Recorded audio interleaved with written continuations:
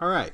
So a while back, I did this gouache painting. It was a self-portrait I did on my lunch hour at work. It was a sketch. I didn't have a lot of time to work on this. And looking back, at the time I did it, I felt like, oh wow, this is good for an hour sketch. It may or may not be. I don't know. I guess I'm looking at it, and there's some things that I'm not happy about. So after some time, but it is what it is, right? I did the sketch, and so I had planned to do it over again using the same reference photo that was shot by my son after I set up the lighting and where I was going to stand and everything. And I asked him to take this photo of me so that I can do this painting. So I'm using the same photo for this demo, in which I'm using uh, a digital a digital program, Autodesk Sketchbook, in order to do the painting. So I'm going to try to redo this, and my goal, my initial aim, was to simplify, to go less. Even though I'm not super with the rendering here or anything like that, but I want to render less and and just try to shoot for bigger shapes more. So we'll see how successful I am at that as I start this painting. So I opened up in Sketchbook, and here is the reference that I'm using, the photo that I had my son take. Now, it's been a while since I've done any digital work, and the reason why is I haven't left digital work behind. It is simply because I had a problem with my equipment.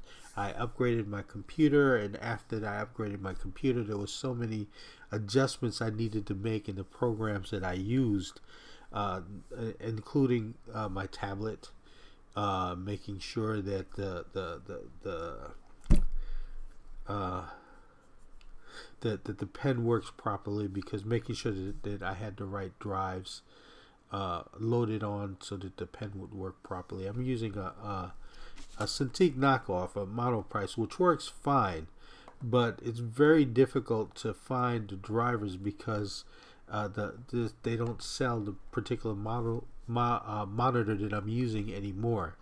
So I have to hunt for the drivers when it goes down. I have them saved on my computer now, so anytime I need to make a change, I have the right drivers, as well as changing the settings on the recorder that I use. Since I upgraded my computer, I upgraded my graphics card and so forth. So the program was behaving kind of wonky with the settings that I had before. So I had to look things up, work things out to change the settings, and it took me a little while to figure out what was wrong with it. There's so many adjustments to make, but all that is to say, I'm back, and I'm ready to use digital programs again. As far as recording them, I used the programs, but I didn't record for a while.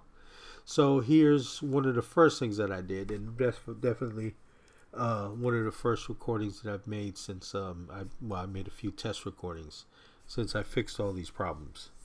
And my approach is a little bit different right now.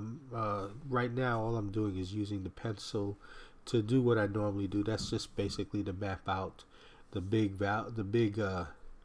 shapes, the big values, to give a map as far as where I'm going to take this and where I'm going to place this. I'm going to crop this later, obviously, because I have the picture there, and I'm going to take that picture out and crop it to the area that I worked in. But right now, the thing that I'm concerned about is just getting those big shapes, and knowing where I'm going to where I'm going to take this painting as far as that's concerned.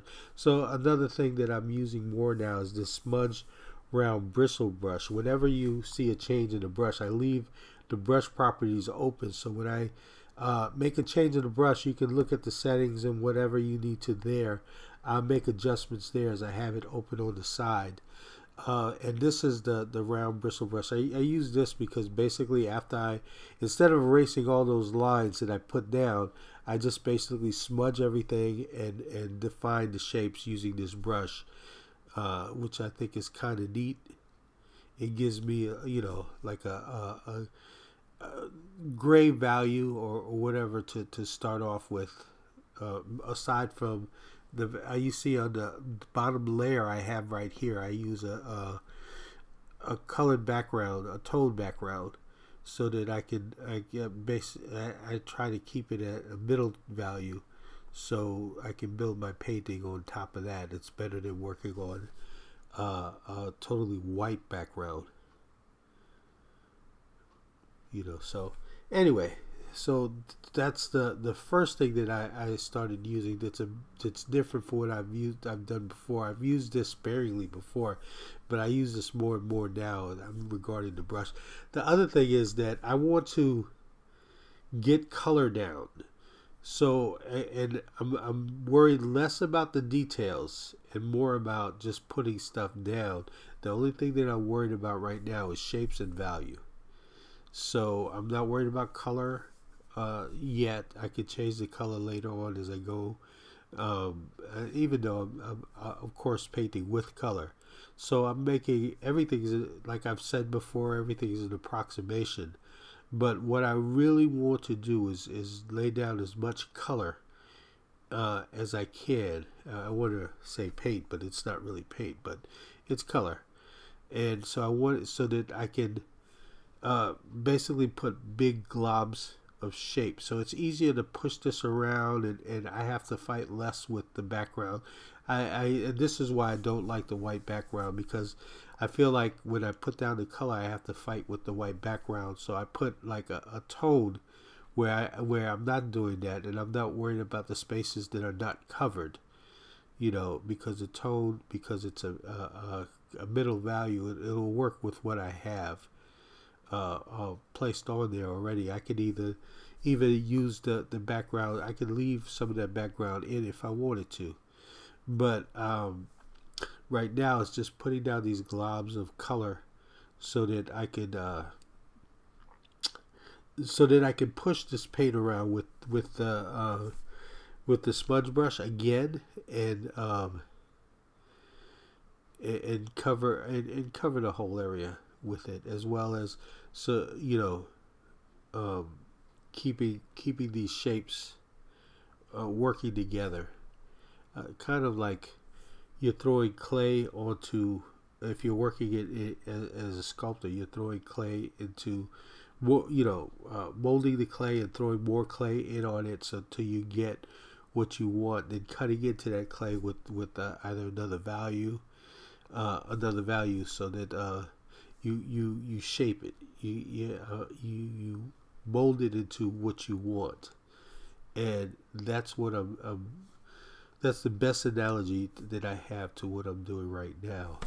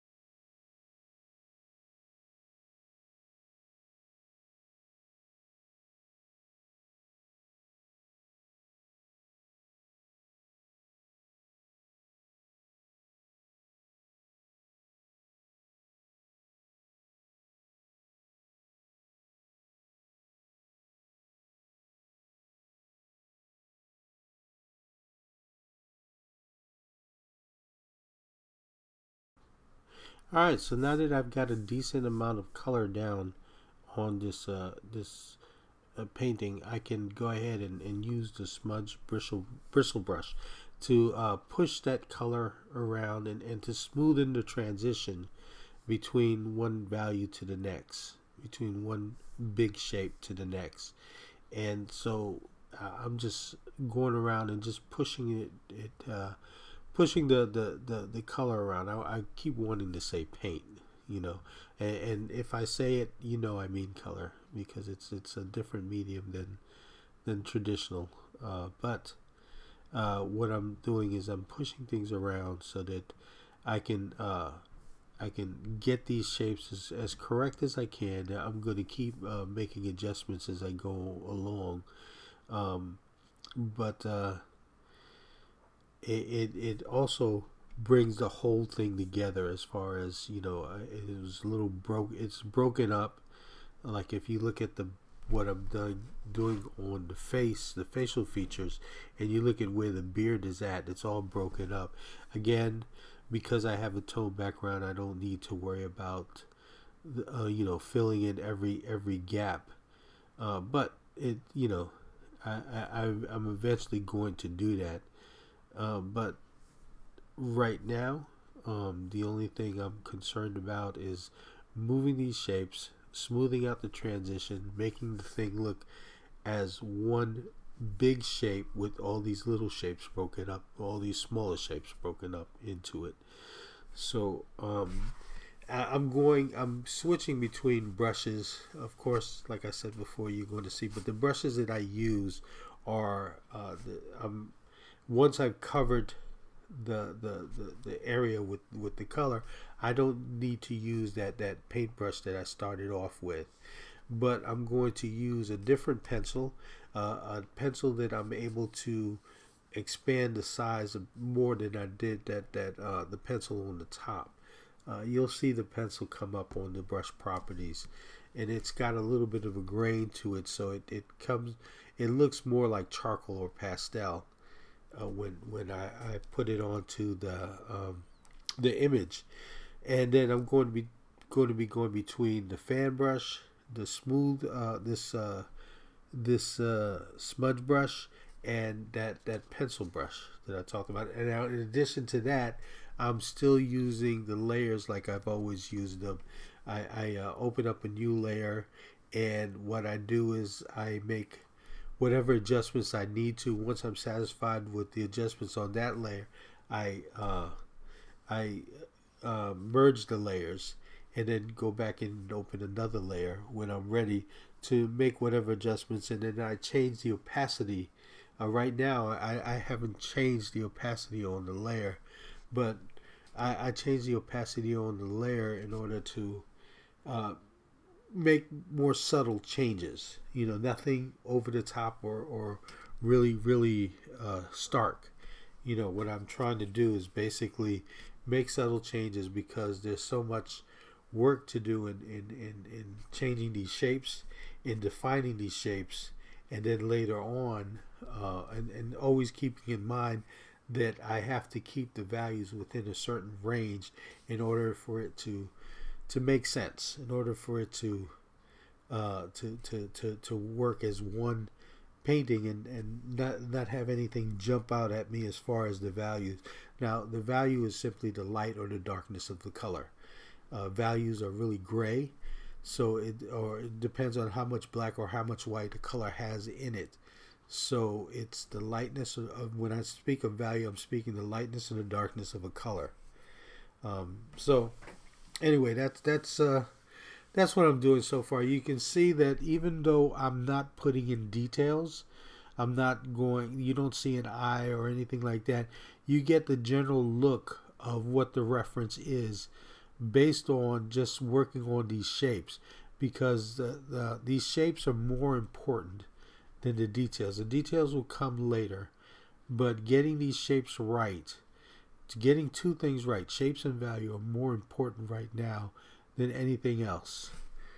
So I'm just going to continue to build this up, and I'll be right back to make more comments.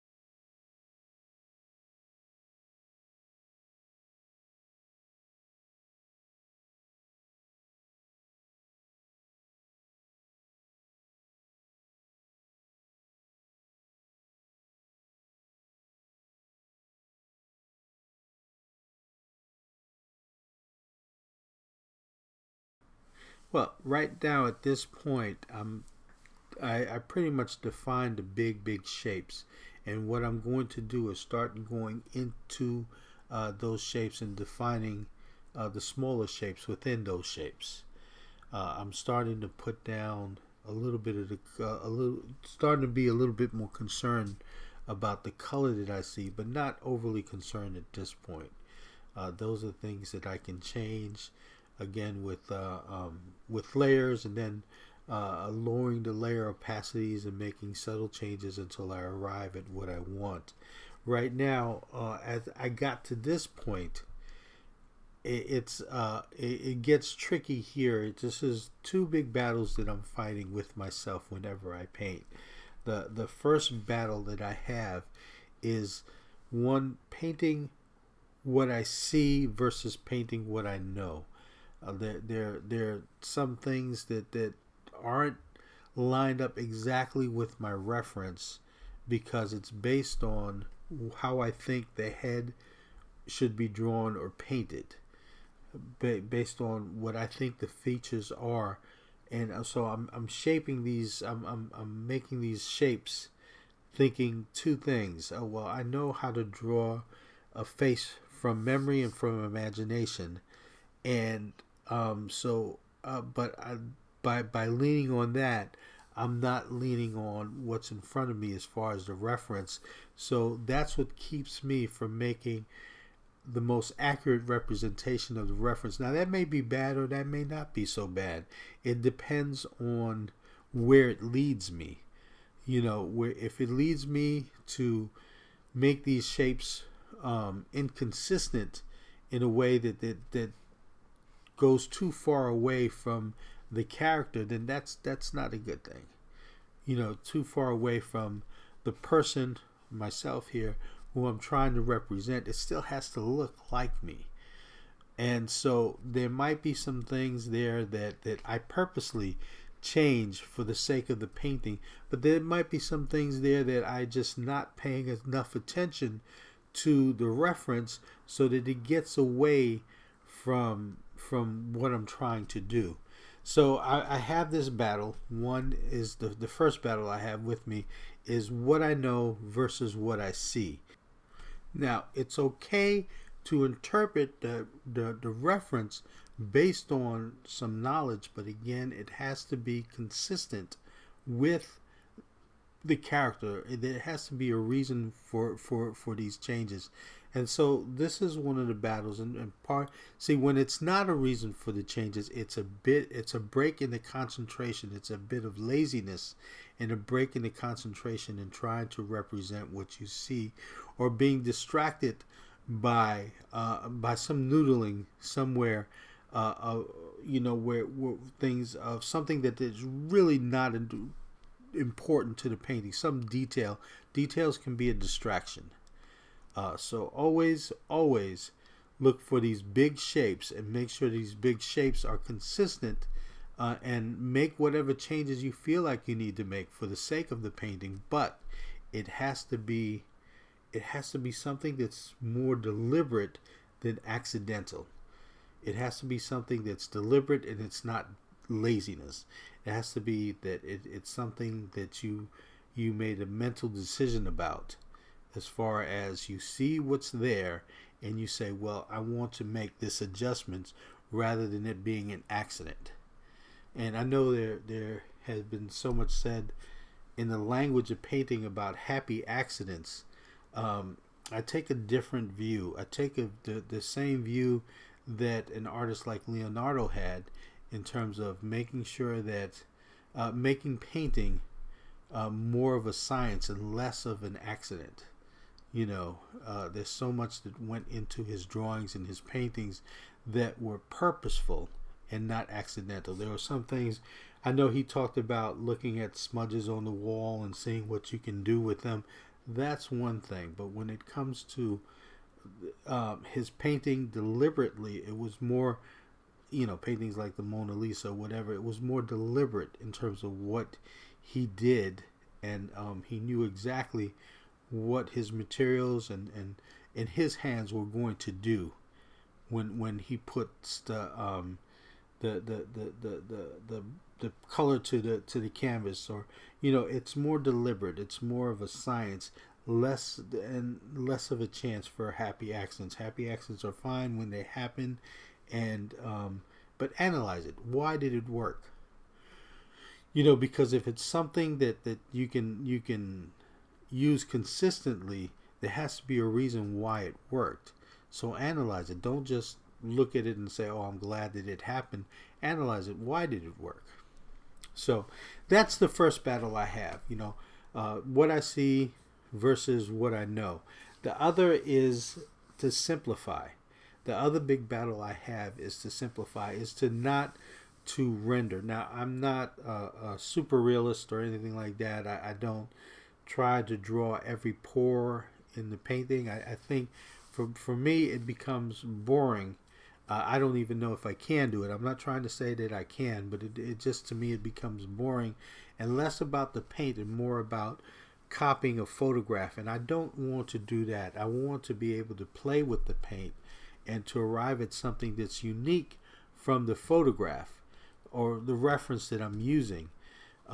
Pretty much like I'm painting from the model instead of using a photo reference. So I want to arrive at something, like I said, that's unique. Now, if I'm trying to draw every detail that I see or render every detail that I see, then it gets into that becoming a slave to the photograph, copying the photograph and not adding any art to it in terms of your craft. Basically, you just become another camera or a copy machine, and I don't want to do that. I want to make it interesting. I want to be able to say why I chose this reference and why it's interesting to me, and that's what I want to communicate to the viewer. Is the things that I see, the things that I pick out from the photograph are the things that make it interesting to me. Now, for me, if I wanted to say about this particular reference, I picked the lighting and so forth. There was something about that I found interesting. I had this growth of beard that my quarantine beard here that I thought was pretty interesting, and the shapes, the way the light breaks up the shapes, I thought was interesting, and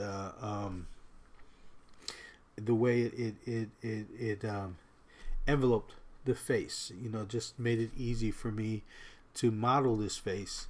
The things it defines, the cheekbones, the nose, the forehead, the way the light hits those things, and even on the shirt, even though I don't want to call too much attention to the shirt, just shapes, but the shapes that it breaks, the shapes that you see breaking up from light to dark on those on the shirt, I found was interesting. So, and then it was these big shapes, the way the light organizes these big shapes, I thought was interesting and made a nice image.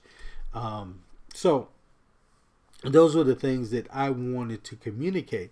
Now, the problem I have is that where do I stop as far as rendering is concerned? I need to get the big shapes right.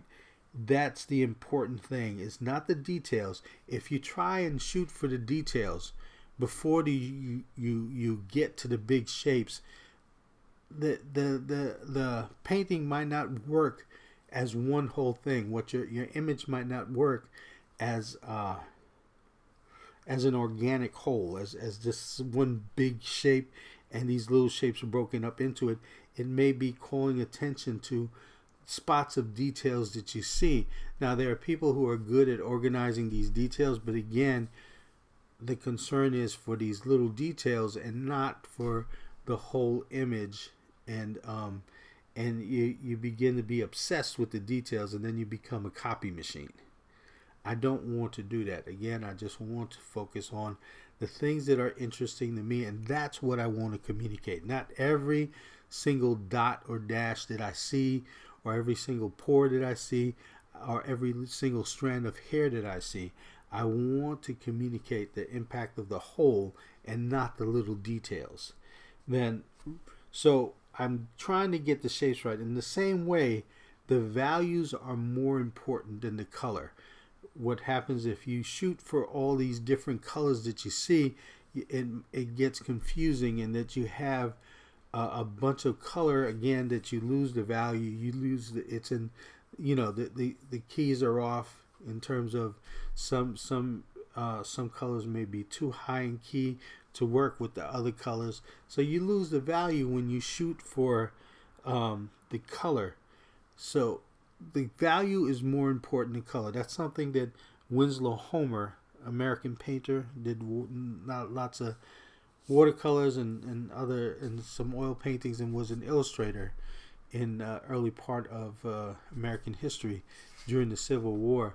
But one of the things he pointed out as he was working on his watercolors is that value is more important than color. You get the value right, and then people get the gist of what you're saying and the mood of what you're saying.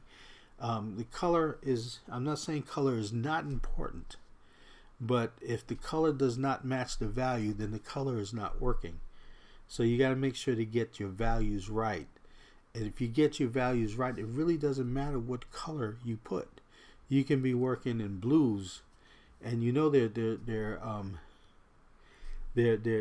warmer colors in there, but what happens is that as long as your values is right, you can make that work. And you see it all the time in in images that you see, whether on paintings or in the movies and stuff like that. Get the values and the shapes right, and then the color and the details will follow. So those are the two big battles that I have with myself is, one, defining the shapes in terms of what I see and not what I know, and two is getting, just simplifying versus rendering. I try to stay close to what I initially planned as far as shapes and value, and not get lost in those other things. And you see, eventually those big shapes and the value will lead to the details as you see them emerging now. But it was late into the painting before I started getting into where the eye was going to go, and I still need to work this out. It still looks a little wonky there, and I need to make sure it looks right and it fits in. But again, I'm far from finished here. So anyway, let me go ahead and continue to paint. I'm going to speed up once again and try to get to the end of this.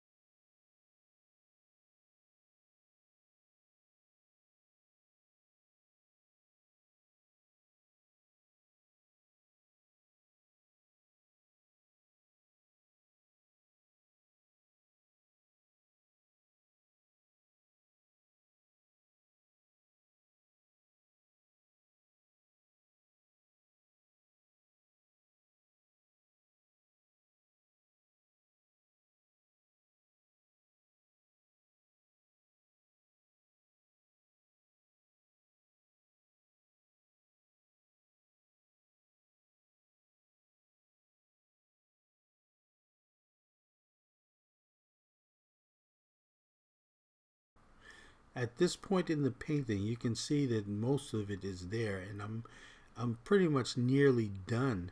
But it still, there's still things to work out. At this point, there's more subtle things to work out. So I'm like working on the smaller shapes, the details, if you'd like.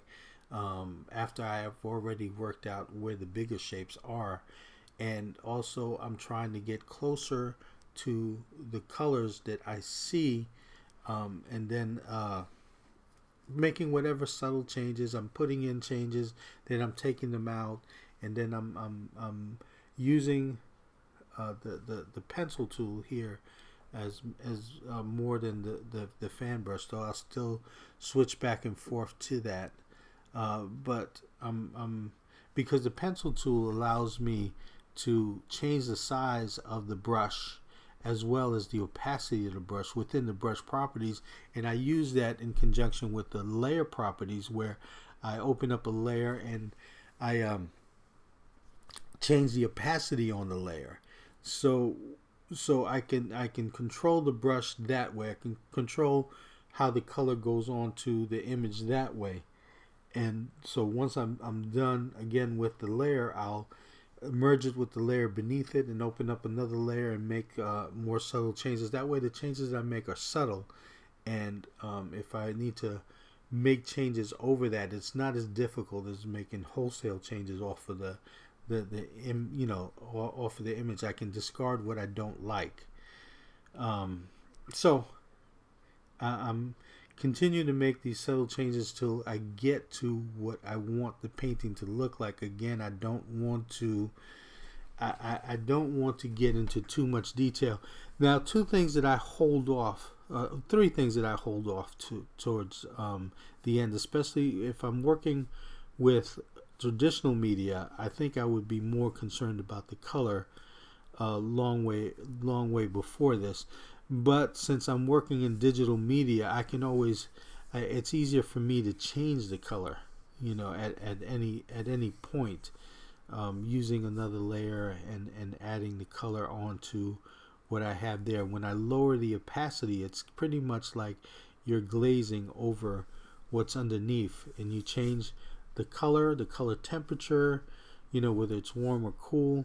And also, one of the things that I hold off from till the end is the darkest darks and the lightest lights. Like you notice there are no highlights here, and even though there are bright, hot highlights in the photo, but the photo it's too much light. It's like when you lose the color in the forehead when it gets to that very, very bright white, and I want to make sure that I don't use all of that. That the forehead looks like it has some color. I was just too close to the light right there, but I can make those adjustments in my painting. Again, when I was discussing what I know versus what I see, it could be that what you see, especially when you're working from a photo, when you're working from life, it's different. But when you're working from a photo, the photo isn't always accurate. Or it's influenced by it's influenced by how it sees the subject. But you've seen photos where the light is too high key or whatever. There's adjustments that need to be made.